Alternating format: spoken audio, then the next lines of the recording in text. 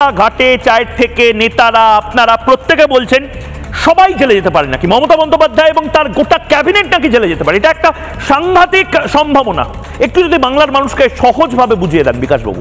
Cabinet তারা সিদ্ধান্ত নিচ্ছেন, উদ্দেশ্য হচ্ছে এই দুর্নীতিমূলক প্রক্রিয়ার মধ্য দিয়ে যাদের চাকরি যাচ্ছে, আদালতে মামলা করতে করতে যখন এটা সামনে এলো যে এদের চাকরি যেতে পারে, তখন তারা একটা সিদ্ধান্ত নিলেন যে আমরা অতিরিক্ত পদ তৈরি করছি। অতিরিক্ত পদ তৈরি করছি কেন না, অতিরিক্ত পদ তৈরি করলে পরে যারা আন্দোলন করছে তারা চাকরি পেলে তাদের আন্দোলনটা থেমে যাবে, আর যারা দুর্নীতিমূলক প্রক্রিয়ার মধ্যে চাকরি পেয়েছে তাদের চাকরিটা বাতিল করতে হবে না।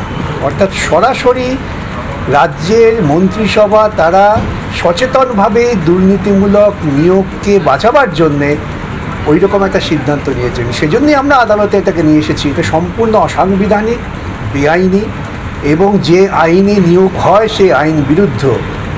সেজন্য এটা আদালতের বিবেচনায় এসেছে এবং আদালতও মনে করছেন এটা হচ্ছে একটা সরাসরি দুর্নীতিকে লালন পালন করার ক্যাবিনেট সিদ্ধান্ত।